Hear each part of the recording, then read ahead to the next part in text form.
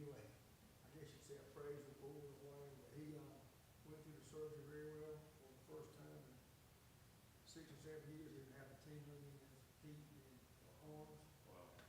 He's actually, today I was about to see him early before I come here, and today's the first day he's moving around, but he did some things because of the actual cut itself. They put pins and rods and they fused like 5 vertebrae.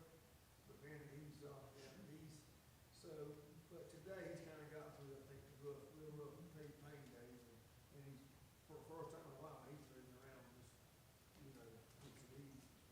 That's good. Yes, sir. That's huge. Thank you for the prayers. Yes, sir. We'll keep praying too. Yes, sir. Yeah, he's still got a long way to go, but he's doing good. Good. And thank y'all for praying for us. We're going to Universal and back. Had a great trip.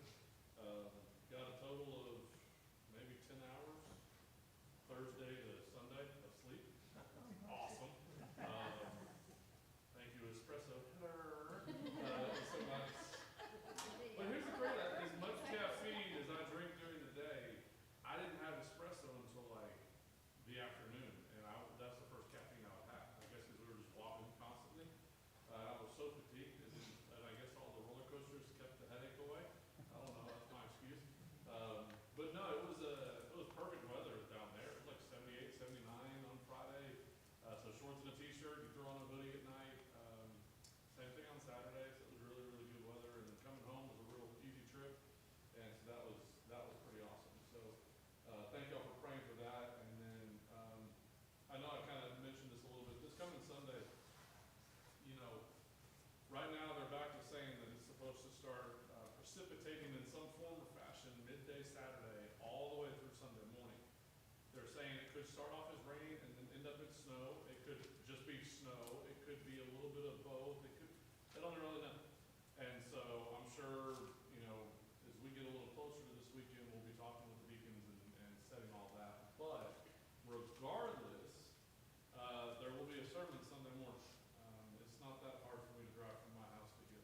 And I can do like I do on Sunday nights where I walk up there and hit the button and come back down here and then just preach. And so it wouldn't be, if we canceled services, there wouldn't be music or anything. There would just be a sermon. You can't sing for us, too. No, we're not going that far. You keep your mouth shut. You asked for it. The search team is sworn to secrecy on certain things. Anyway, but Mama's not. Yeah, your mama's here, that's right. Here's the microphone. yeah, my mom's just a senile old woman. No, No, she's not. yes. I was down in Todd House earlier today. So Oh, he Lord. said, tell you hello. Oh, yeah, tell Todd I said that. Yeah, I do a lot of business with Former mayor of Lawrence. Yeah, I love Todd. He's into the timber industry. Yeah. Still pills. He does. Yes, sir. Yeah, that's awesome. Yeah, tell him I said hi. But no, regardless, we'll have a sermon on Sunday, and so, but we'll have to make the call as that. I know we have a Sunday school teachers meeting Sunday or Monday night. We also have the start of dinner. Sorry, we also have the start of classes on Sunday afternoon for all of our deacons and Sunday school teachers. I mean, there's a lot going on, and so if we have to hit the pause button, we'll hit the pause button.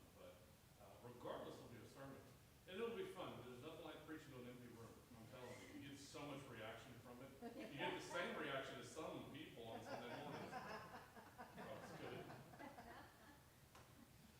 But I will say this, and because Frank mentioned this yesterday, and I told him this, it's like, I'm not going to tell people they can't show up for the sermon, but I'm not going to tell them the church is on, because we have some of our senior adult members, that if you say we're having church, or they think there's a possibility we're having church, they will brave whatever's out there.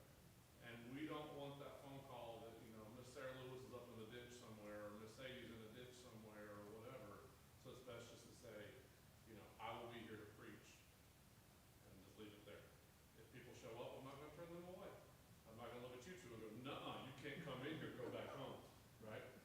Not.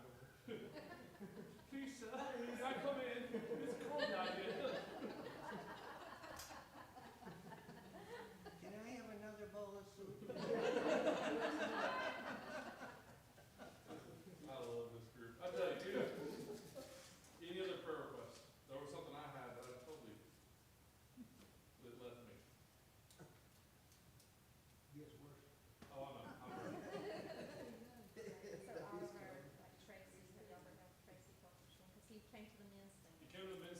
seen him since, but he seemed to be doing well. A lot I of saw them, him today, as did a matter you? of fact, in Dollar General, yeah, he looked good, and he was on his way to therapy and buying candy and for all the people there, and so he seemed to be doing really well.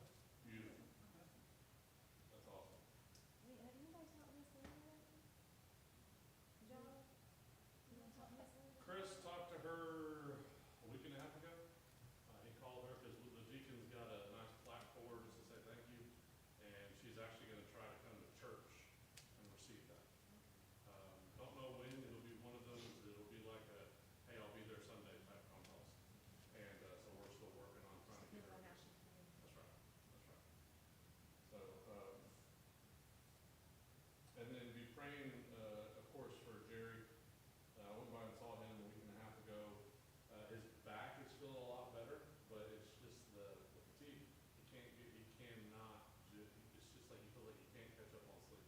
He sleeps 12 to 14 hours a day and wakes up and literally walks a little bit and feels like he has to go back and lay down. I mean, so just him coming to church, he would go home and he would go to sleep in his vehicle for an hour before he would go inside because he was so tired just from the short time being here.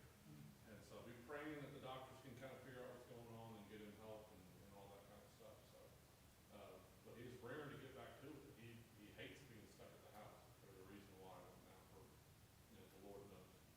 But, I think that's all I have. If there's none others, we'll pray and we'll jump into tonight. I'm looking forward to tonight because Mom's already brought up some different things about it. So it's always fun when people start reading ahead and they're like, well, I heard this or I read this, and then we're going to talk about some of those because this particular story, there's about 3 different ways to approach it, 4 different ways to approach it. And some of the older generations have been taught a particular way that's not actually what happened. And so we're going to talk about that tonight. It's going to be real fun. So anyway, let's pray. Father, thank you so much again for tonight and this opportunity, Lord. I just I thank you for just the praise on Donovan, the praise, Father, of us coming home safely, the praise of just what you're doing right now within the schools. Lord, just it's an amazing thing. And so I just pray, Lord, for wisdom and guidance as we continue to lead, as we continue to step into that area. But Father, also just for Miss Pat Menzies, we just pray for her, her family right now. Lord, that you could be with her, lead her and guide her. Father, comfort them and give them wisdom on knowing what to do and what to do next. Lord, just for the unspoken prayer requests that are in our hearts right now and in our lives, Lord, you know them and you know them intimately. And so I just pray for wisdom there as well. But Father, also just for this coming Sunday, the thought of being out of church again is a tough thing to think about. But Lord, you have a plan for all of this. And so, Father, I just pray that your wisdom and your sovereignty rules. And Father, if it needs to snow and give some people that, I just pray that that happens. But Lord, I still pray that we're able to get our message out Sunday morning.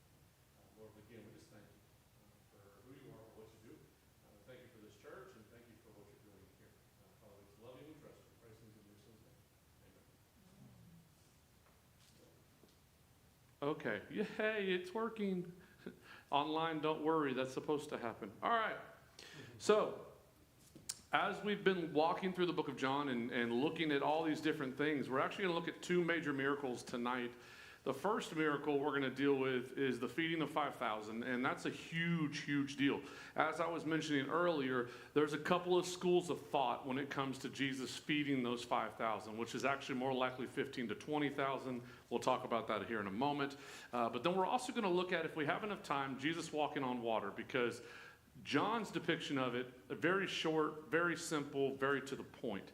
If we were in the book of Mark or in the book of Matthew, it's a lot more in depth. And so it might fit in well tonight with what we're doing so that we can jump into next week this amazing statement that Jesus makes about another I am statement. And so we'll get into that. But John chapter 6, beginning in verse 1, it says this: After this, Jesus went away to the other side of the Sea of Galilee, which is the Sea of Tiberias. And a large crowd was following him because they saw the signs that he was doing on the sick. Jesus went up on the mountain, and there he sat down with his disciples. Now Passover, the feast of the Jews, was at hand. Lifting up his eyes then, and seeing that a large crowd was coming toward him, Jesus said to Philip, "Where are we to buy bread so that these people may eat?" And he said this to test him, for he himself knew what he would do. But Philip answered him, 200 denarii worth of bread would not be enough for each of them to get a little. And one of the disciples, Andrew, Simon Peter's brother, said to him, there is a boy here who has 5 barley loaves and 2 fish, but what are they for so many? Jesus said, have the people sit down. Now there is much grass in this place. So the men sat down, about 5,000 in number. Jesus then took the loaves, and then when he had given thanks, he distributed them to those who were seated, so that also the fish as much as they wanted. There we go. And when they had eaten their fill, he told his disciples, gather up the leftover fragments, that nothing may be lost. So they gathered them up and filled 12 baskets with fragments from the 5 barley loaves left by those that had been eaten. And when the people saw the sign that he had done, they said, this is indeed the prophet who has come into the world. Perceiving that they were about to come and take him by force, to make him king, Jesus withdrew again to the mountain by himself. And then verse 16, I'm not going to read this section yet. We'll read this when we get to it, okay? So if we have enough time, we'll get into the whole him walking on water. But we'll stick first with just the whole, let's do this major miracle, right? And so John chapter 1, again, we're looking at this whole setup. And it says that Jesus is on the side. Can't talk. This is awesome. Great. Wonderful. So the story of the feeding of 5,000 is set as the 4th sign John employed to demonstrate that Jesus is the Messiah and the Son of God. It is the only miracle that is recorded in all 4 Gospels.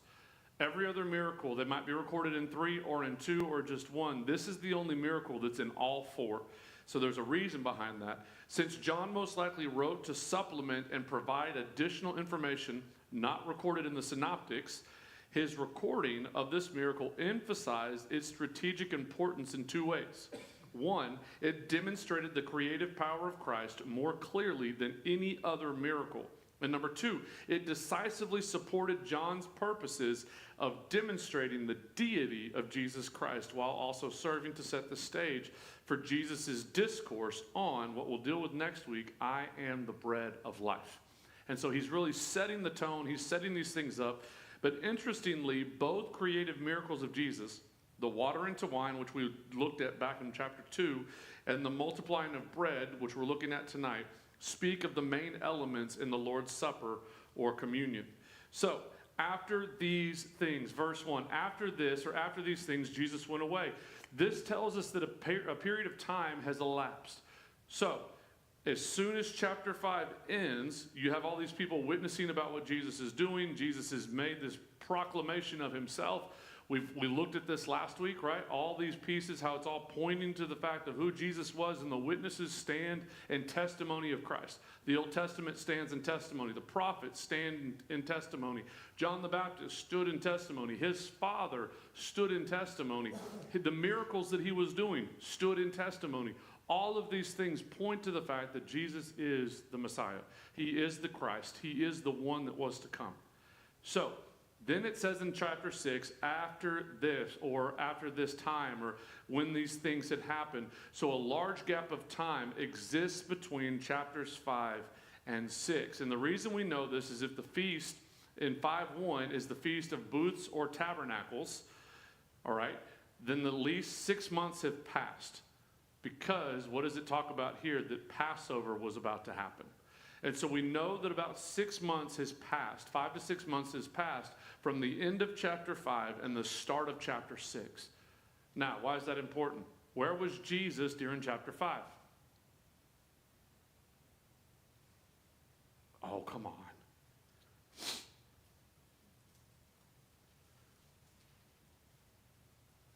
Oh, y'all weren't expecting that question, were you? Jerusalem. He was in Jerusalem. He was teaching. He was preaching. He was doing his thing, right? What miracle has he just done? Oh. He healed the man. There we go. Yeah. Man, y'all are killing me. You're like, what? We talk about this? I don't have the notes in front of me. I stopped during the storm. right? He healed the man at the pool of Bethesda in Jerusalem, and as he goes to leave, people get really upset because what he's doing. He then goes and finds the man at the temple, tells him not to sin anymore. We talked about that. And then he begins to clarify who he is and what's going on. And so all of this is taking place, and it shifts over the course of about 6 months, and now he's on the north side of the Sea of Galilee. So chapter 6 is very close to the same structure as chapter 5, since both occur around the Jewish feast and both lead to a discourse of Jesus' deity. While chapter 5 takes place in the south around Judea and Jerusalem, chapter 6 takes place in the north around Galilee. And the result of both chapters is the same. He is rejected not only in the southern areas, but also the northern regions as well. So Jesus is getting rejected all over the place. He's not just being rejected in Jerusalem, he's also rejected up north. Why? He's Jesus. What he's sharing, what he's teaching, what he's doing is creating problems for the established religion, for the established church, if you will, at that time. It's creating problems. And so what we see here in verse 2 is it says, and a large crowd was following him because they saw the signs that he was doing on the sick. Now, the crowds, again, why are they following Jesus? We've talked about this already. They're following him because of curiosity. They want to see what he's going to do next. He's drawing a crowd because it's a spectacle. It's something to see. It's something to behold. You know, he's healing people that shouldn't be healed. He's fixing people that shouldn't be fixed, and people want to see what he's going to do next. What we understand about Scripture is that it says that if everything was recorded that Jesus had done, there's not enough books in the world to hold that knowledge. Think about that for a moment. If every single miracle and every single healing was recorded, there's not enough paper in the world to write all that stuff down.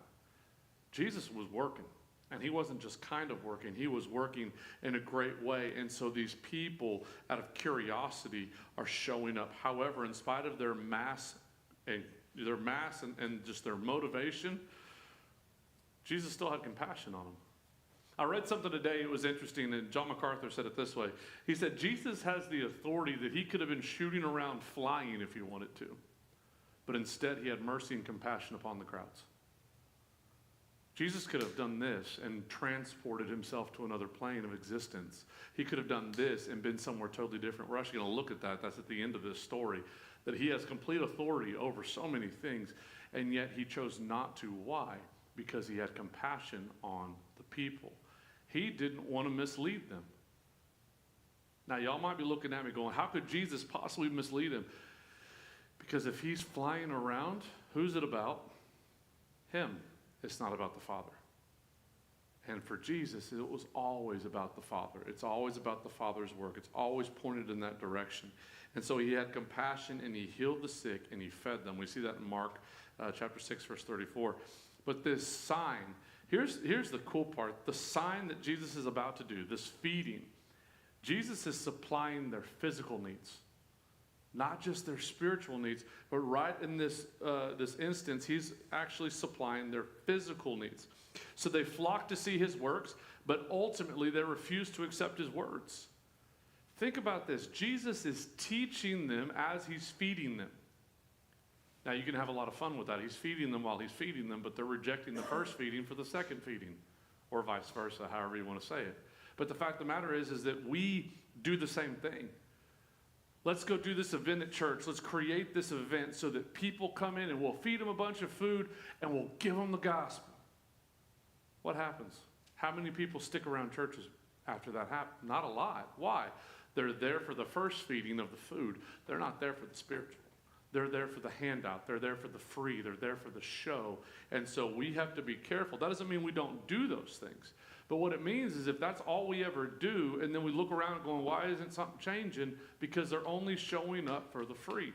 Same thing goes, and if you work for a city or a small town, it's all about what's free. What can I get? What are you giving me? And that's the mentality of people today, is that what can I get? But what this also shows us is that 2,000 years ago, same mentality.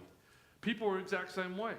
Oh, there's a show over there. Let's go see it. Oh, look, there's a revival over at this church. So that means we all need to go over here because we're going to get revived. No, you're creating a show. All of these things, why? Because they're not there to actually be changed. They're there to have their ears tickled and feel good about themselves. That's what's happening. They're showing up so that Jesus can affect their physical lives, but not touch their spiritual. Why do we come to church? Some people show up to come to church so that they can have their physical needs met. Well, I got to come a certain number of times, and then I can ask the committee for money to pay my bills or whatever it is. And that's why they show up to church. It's not for their spiritual needs, it's for their physical. Now, is there something wrong with that? No, there's not something wrong with helping people. We're called to do that. But there's something wrong if they show up just for the help there and not for the rest. Changes the game a little bit, doesn't it? I actually have a book in my office, I have two of them actually, because of some of the counseling stuff I went through, and really what it deals with is how do you handle people that are in that demographic, in that frame of mind of gimme, gimme, gimme, gimme, gimme. A lot of churches are like, you don't work, you don't eat, go away. And then a lot of churches open up their wallets and they just shell out money to everyone that walks through the door with a story to help the community. Does it help them? No. Neither set helps them. So there's a way to help them, but you have to honestly teach them how to manage what you give them. Because what you'll actually find is if you look at them and say, well, if you're really hungry, I'll give you oatmeal and beans and rice. And they look at you and go, well, I don't like that. Well, then you're not that hungry. So the same thing happens today that happened 2,000 years ago. And how does Jesus handle it? He still feeds them. He still tries to teach them. We're still called to do the same. Sounds like I'm going against myself there, doesn't it? Let that. Y'all are going to go home tonight going, wait, he said that we shouldn't. Sure. When the Lord tells you to, you act. But you don't do it so that, oh, look at what our church is doing. It's because it's of God, not of us. Why did Jesus feed the 5,000? He had compassion on them, and his Father said, feed. He doesn't do anything without the direction of the Father. Remember that. He said that. So God told him to do this. And then my personal favorite, verse 5, look at what he does. Lifting up his eyes, he's seeing this large crowd is coming to him. Where are they right now? Yes, they're north of Galilee, but specifically, they're on the side of a mountain. A lot of Jesus' miracles, a lot of his teachings, a lot of his one-on-ones are on the side of a mountain. Why? Because for his disciples, you can pull people up onto a mountain. He can sit down and the disciples can, in essence, fan out down below him and he can teach them intimately, sharing with them. And as he looks up, he sees this mass of people coming towards him. They're in a place, there's not a lot of stuff. The nearest town is 9 miles away. That's why he looks at Philip. He says, Philip, what are we going to feed these people? Where can we buy bread? Philip is from Bethsaida, which is 9 miles from where they are. So he's asking Philip, and again, verse 6 tells us this. He's doing this to test him. Jesus already knows what he's going to do, but he wants to know how Philip's going to respond. So he's testing Philip to strengthen his faith. We don't like being tested. We don't, and yet it's required for our faith to get stronger. And so Philip here, I read some stuff today, and it was crazy because a lot of people think that Philip was kind of that, he was the guy that kept everything organized. That he was the guy that by Jesus saying, hey, Philip, where can we go to get bread? Philip would start to do the math. We see that because he literally gives out a number, but he starts to do the math in his head. Now, if everybody, and he starts working it out logically. He's a linear thinker, is what this really boils down to. I ask you a question, I'm going to give you the solution, but give me a moment to get there. And Jesus is trying to get him to understand that for him, it's an impossibility, but for Jesus, it's nothing. It's easy. And so Philip starts to respond. And so it says this, that the Bethsaida is 9 miles away. Jesus is testing Philip to strengthen his faith. By asking for a human solution, knowing that there was none, Jesus highlighted the powerful and miraculous act that he was about to perform. So it was not a question for information, but a question to probe whether Philip understood who Jesus really was. Now, so often, Jesus, I follow you, I claim you, I'm going to be with you no matter what. And then Jesus asked us a simple question, and where are we left sitting? I don't know. We don't know how to respond. Philip tries to come up with a logical response, right? So when Jesus asked Philip where they could buy a great amount of bread, Philip started assessing the probable cost. Jesus wanted to teach him what financial resources are not the most important ones. We can limit what God does in us by assuming what is and is not possible for him. Don't let our estimate of what can't be done keep us away from the task. Churches do that. Do y'all realize that? Well, we can't afford that. I'm sorry, if God said to do it, he's going to provide for it. Now, that doesn't mean that we go, God, I need you to whee, and we just jump off into the sunset. No, if God says do it, we do it. Money will work itself out. How? I don't know. It's a Jesus thing. It's not an us thing. But here, he's trying to get Philip to understand. And so Philip does what? Philip starts crunching numbers. He comes up with this number, 200 denarii. Y'all realize what that is? That's 8 months worth of wages for one person. He said that's 8 months. So take your salary, for y'all that are still working, 8 months worth of your salary isn't going to come close for every person to have one little bite, one little morsel of this. There's no way. Absolutely no way. So Philip's reply stresses the hopelessness of the situation judged from a meager resource of this little bitty group of men. And so 200 denarii worth of bread would not suffice to give all in this crowd, even in the littlest of taste. And so Philip does not point to a solution, but he points to the impossibility. Now, we relate with Philip, don't we? It's impossible, God. We can't do that. It's impossible. Oh, but God's sitting there going, I asked you to do it. Why is it impossible? Because we decide it's impossible. We got to be careful there. So 200 denarii, since 1 denarii was 1 day's pay. For the common laborer, 200 denarii would be about 8 months. The crowd, however, was so large that that significant amount of money was still inadequate. Now, you see a huge contrast here between 2 disciples. What does it say in verse 8? One of his disciples, Andrew. Pause for a second. Why do we know Andrew? What did Andrew do that was so significant? You can talk a little louder. He followed John the Baptist first. Absolutely. But what else did Andrew do? He brought his brother. So what do we know about Andrew? Andrew's the guy that's going to go get. Andrew's the guy that's going to go find. Andrew's the guy that's going to take the words, go and look seriously. He's not going to sit back and think from a logical perspective of, well, I don't know if we can pull this off. He's going to be the guy that's going to do what Jesus, because what did Jesus tell him to do? Check the crowd. See if they have any food with them. See if there's anything here. And so Andrew goes out, contrasting what Philip's done, and he's gone into the crowd to determine the crowd's resources, taking Jesus' very command, go and see. We see that in Mark chapter 6, verse 38, which is another area, another viewpoint of this very miracle, okay? So that's how we get that Jesus told them first. John, again, it's a shortened version. It's a little bit different interpretation and take on it. But Jesus and Mark told them, go into the crowd and see what you can find. So Andrew does. And so the disciples are contrasted with the youngster who brought what he had. You have this little boy who literally brings up what? 5 loaves, barley loaves, and 2 fish. Now, a lot of different interpretations of this, but what it boils down to is this. Barley loaves at that time were the cheapest form of bread you could make. They really were.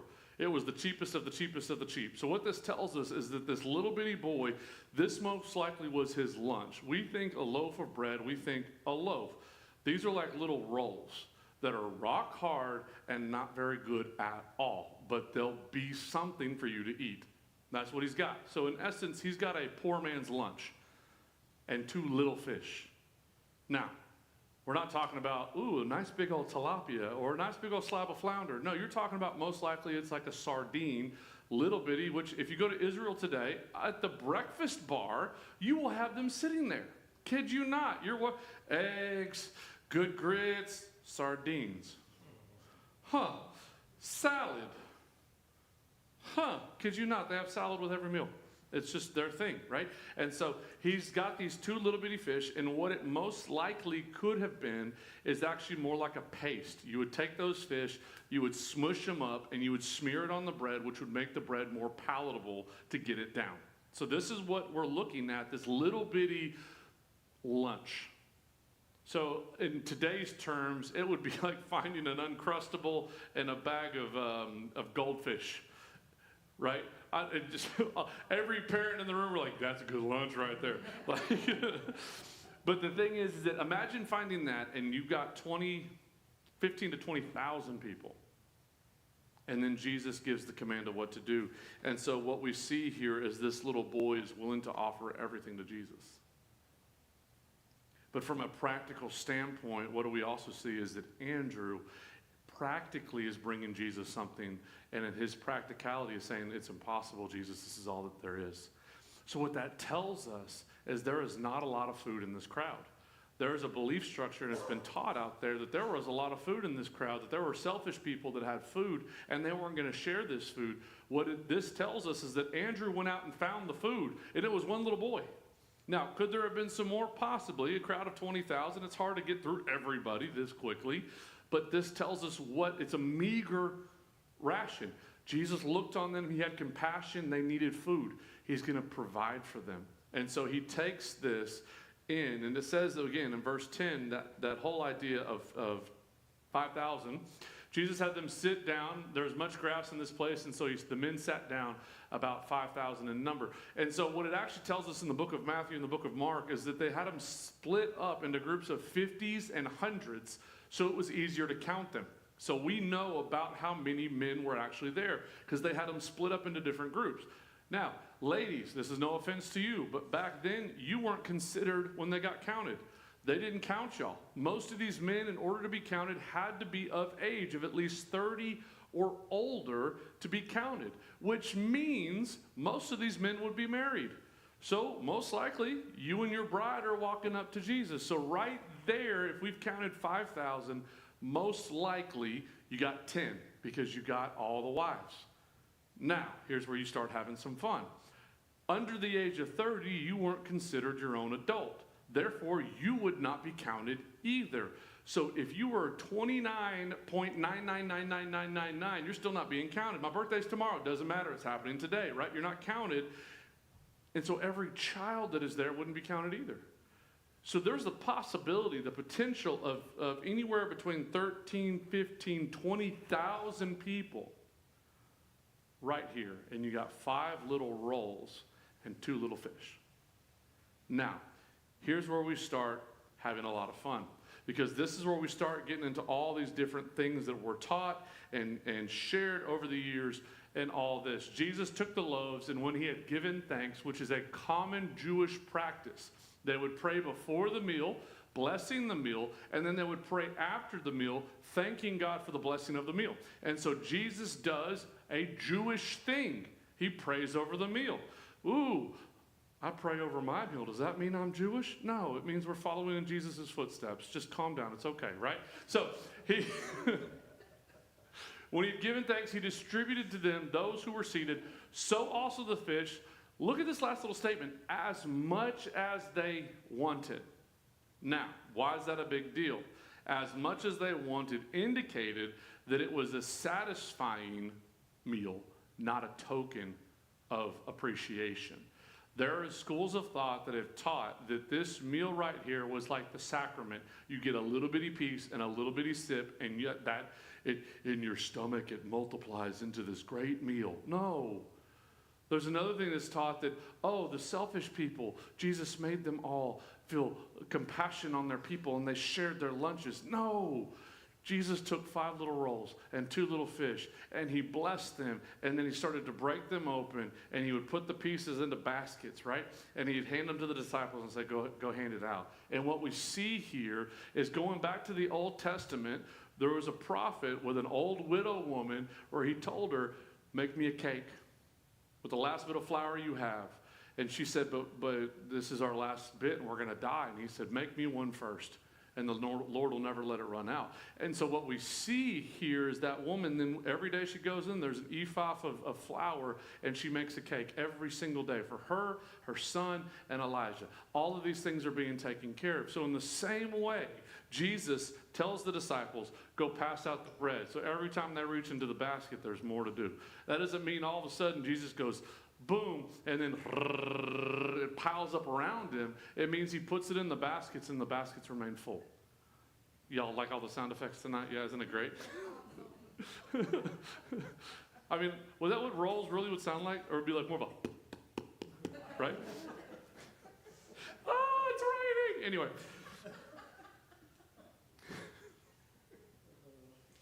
This is, yeah. I'm going to get, one of these days, I'm going to get a talking to. I'm going to get pulled aside, and they're going to be like, you've really got to stop doing that during your lessons. Mom will do that. No, Mom has given up all hope. It's hopeless. Sarah tries. I just get the look, I start laughing, and I keep going. So, but what we see here is this amazing multiplication of food. Jesus provides exactly what they need. And what this actually tells us, look at verse 12. And when they had eaten their fill. So what does that tell us? They're full. It wasn't just a little morsel. It wasn't just a little taste on the tongue. But they had enough to eat, and to eat well. And when they were full and they were done, what did they do? They put the scraps down because they didn't want to have any more. And then Jesus tells the disciples, hey, by the way, go up and gather the leftover fragments that nothing may be lost. Now, interesting wording there, isn't it? Why do you think, I'm just going to have some fun here for a second. Why do you think he would say it this way? So that nothing may be lost.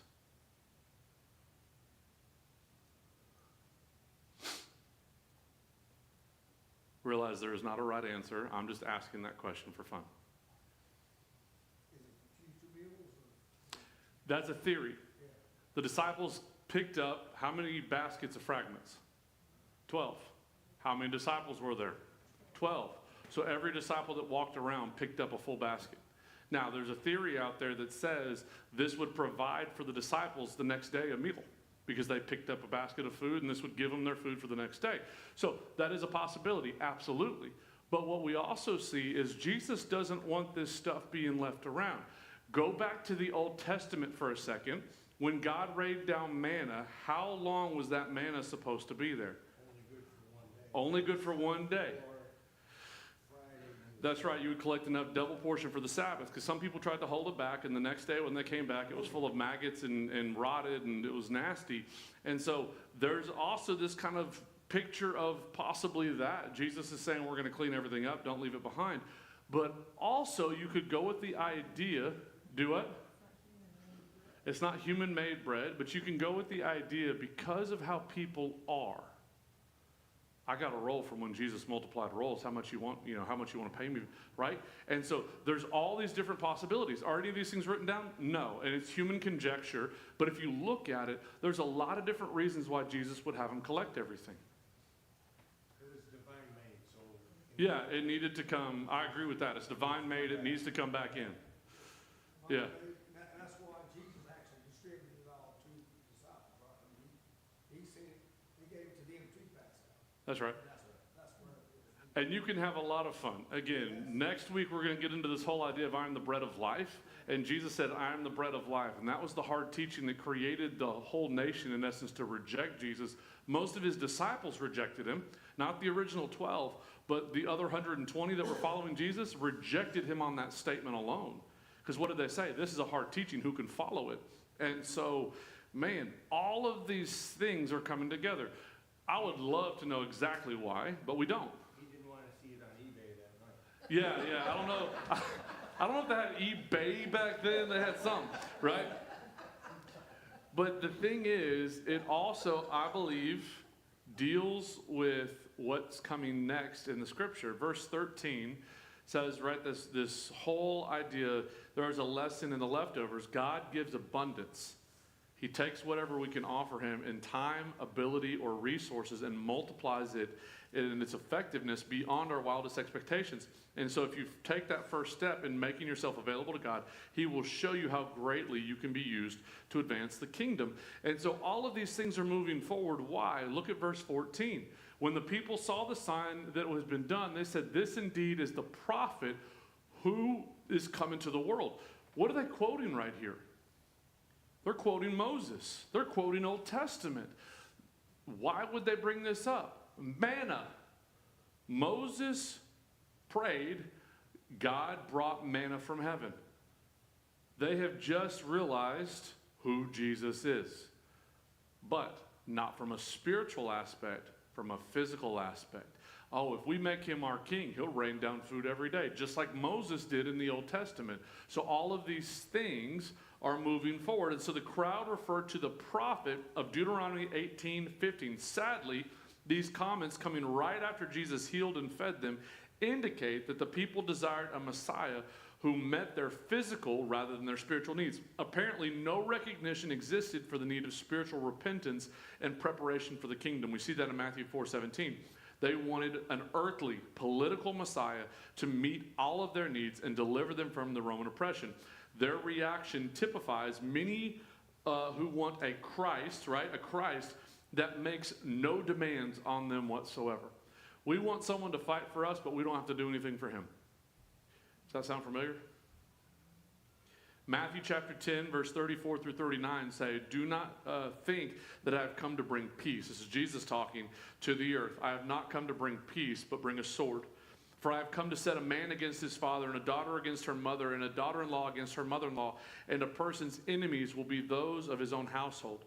Whoever loves their father or mother more than me is not worthy of me, and whoever loves the son or daughter more than me is not worthy of me.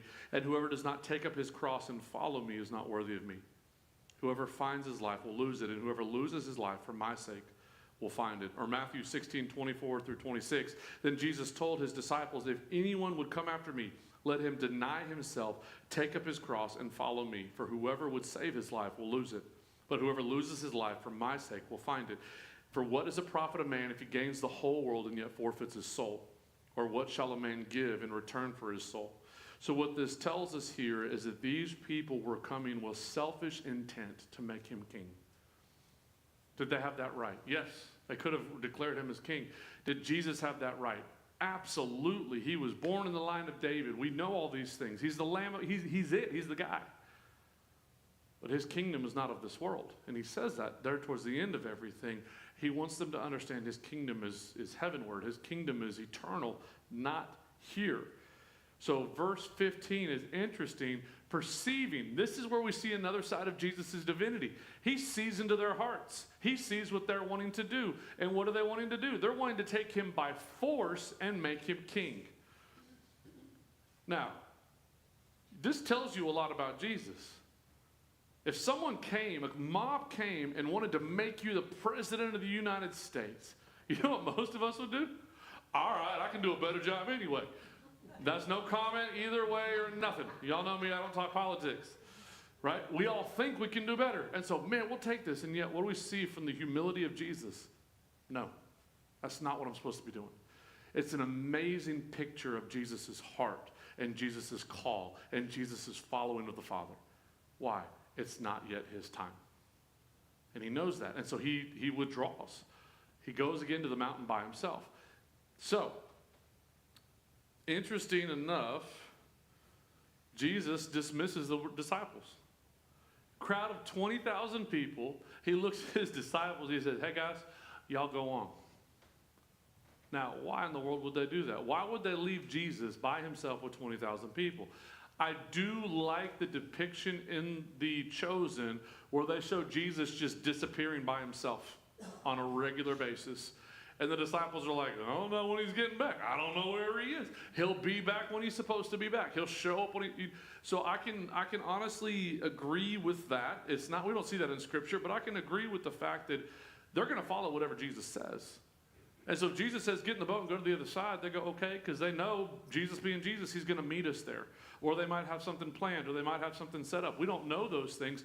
All we know is that Jesus says, get in the boat and go.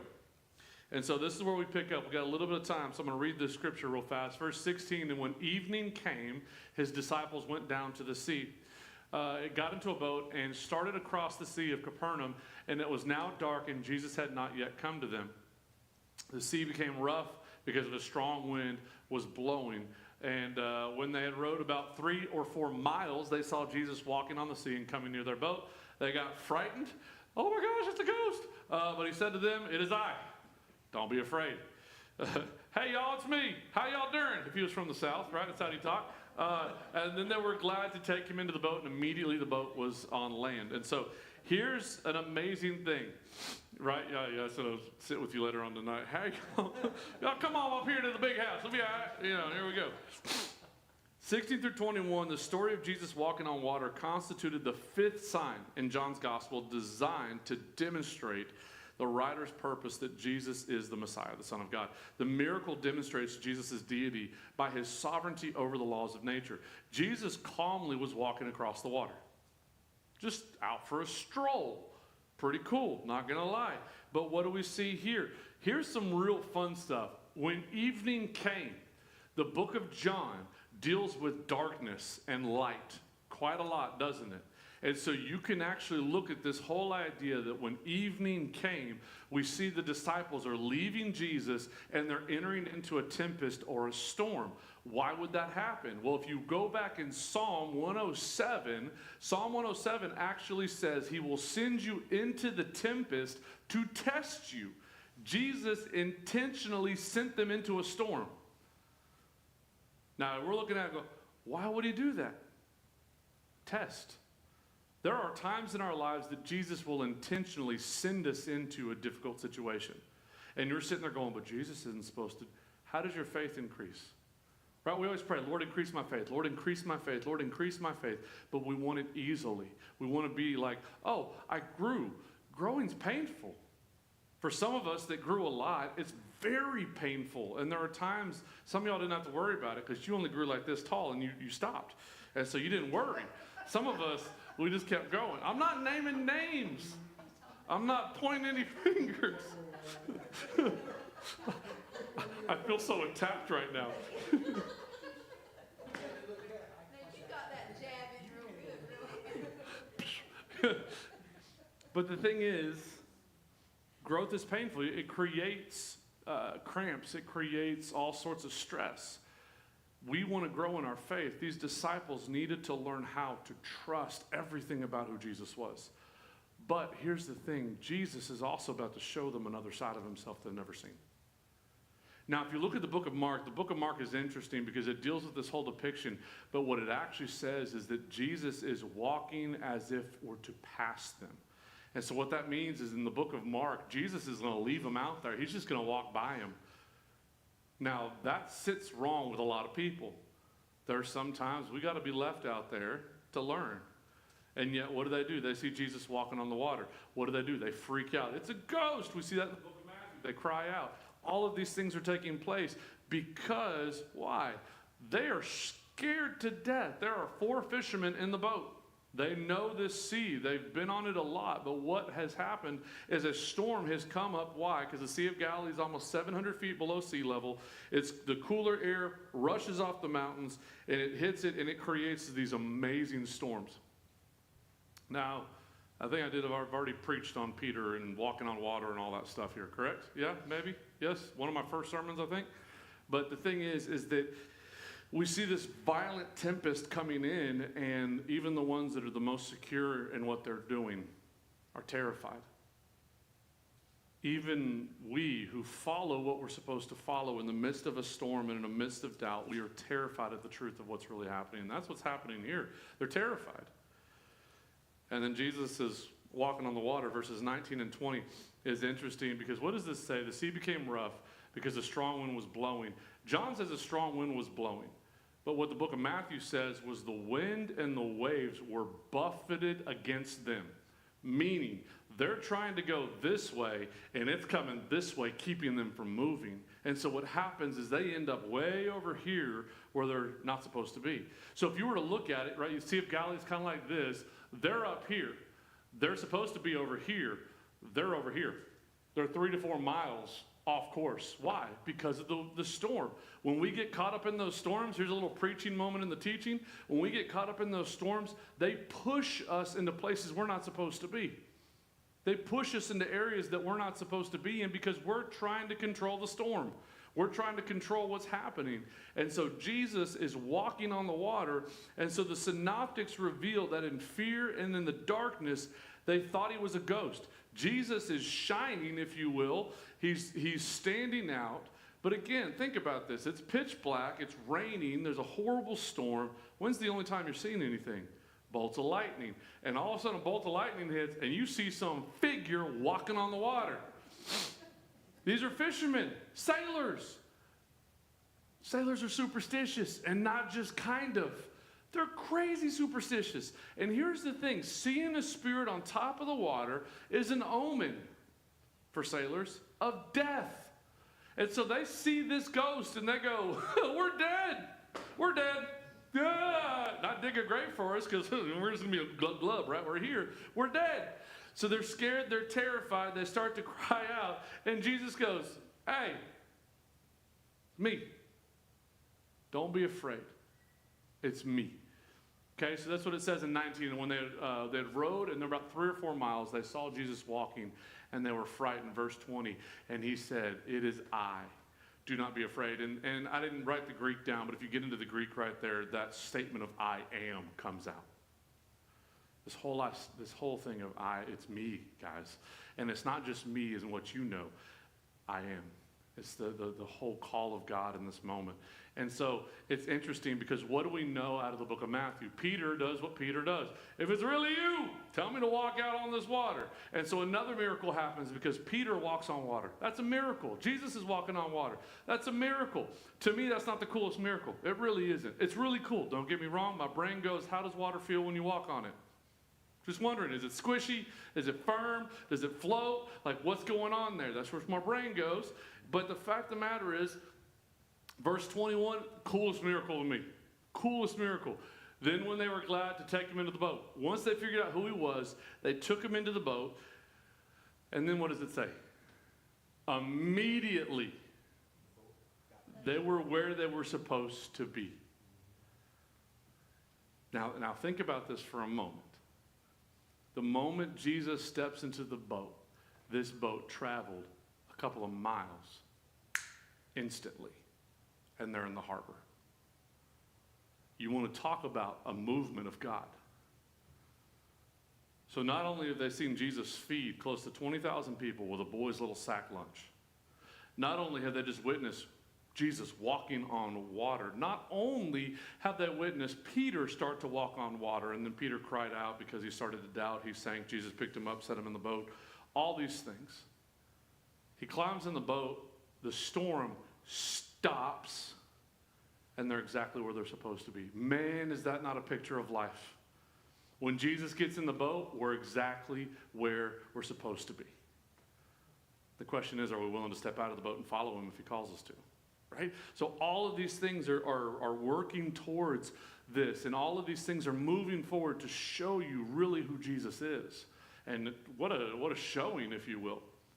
You know, the crazy part is they still deserted him at the end.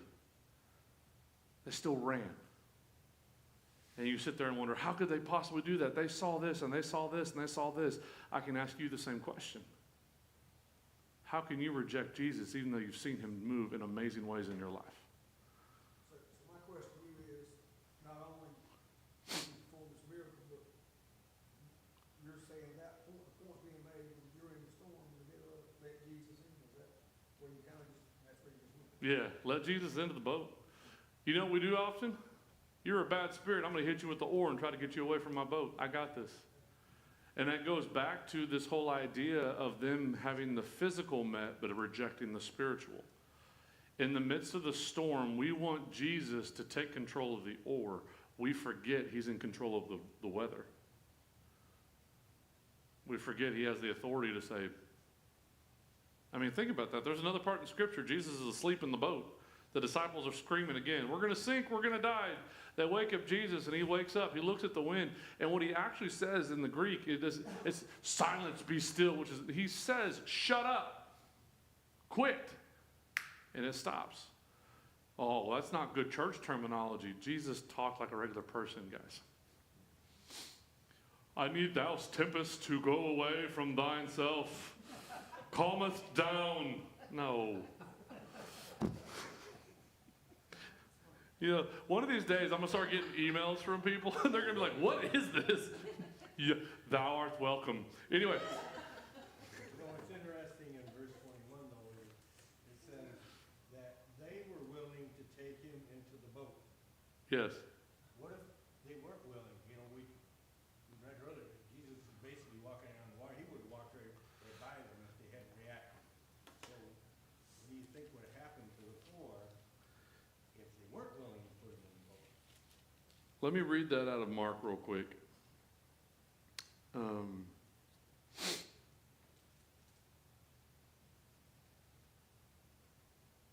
Okay. Immediately he made his disciples go into the boat, and this is after feeding the 5,000 again. This is Mark chapter 6, verse 45 and following. To the other side, to Bethsaida, while he dismissed the crowd. And after they had taken leave of them, he went up on the mountain to pray. And when evening came, the boat was out to sea, and he was alone on the land. And he saw that they were making headway painfully, for the wind was against them. And it was about the fourth watch of the night. He came to them walking on the sea. Now, fourth watch of the night, that's around 3 a.m. 3 to 4 a.m. is when he comes out there. He came to them walking on the sea. He meant to pass them by. But when they saw him walking on the sea, they thought that it was a ghost and cried out. For they all saw him and were terrified. But immediately he spoke and he said, "Take heart, it is I. Do not be afraid." And when he got into the boat with them, the wind ceased, and they were utterly astounded, for they did not understand about the loaves, but their hearts were hardened. Their hearts were hardened. Why? The truth of everything has not yet been revealed. How often did Jesus do stuff and he said, don't tell anybody yet. You're not going to understand yet. The truth will be revealed later. Now, you can have a lot of fun with this. How often in the storms that we're in is Jesus walking by and we're too terrified to look up? We're so focused on this, we're afraid to look up and see him in the midst. I mean, we can preach all this all day. I don't have to just teach this. We can preach this and we can get after it because we miss it. Because we're so focused on what's in front of us. I tell people all the time, don't look at the problem. Look past the problem. Look to what Jesus has the solution to be. Well, I can't see it. It's because you're so focused on this. You're not seeing that. We got to make that change. And so what we see here is an amazing, amazing picture of who Jesus is. The reason I ask the question is, we do this all the time. We know we need to hand it over to Jesus. But our human side says, well, I'll let you have a little bit of it, Jesus. Mm-hmm. I can handle the rest. Just think of all the turmoil we go through, and we didn't need to go through. And if they hadn't let him in the boat, they may have got to the other shore. Or they may have been on the southern side. They may have had Yeah. a submarine, yeah. But if they got to the other shore, they probably would look at Jesus and says, "What's up? Yeah. Look what I went through." And You missed this or whatever, yeah. The whole thing. There's that possibility. Like to look at this whole picture is absolutely insane because you can look at it from a couple different perspectives. Perspective number one, the disciples are white-knuckling the side of the boat.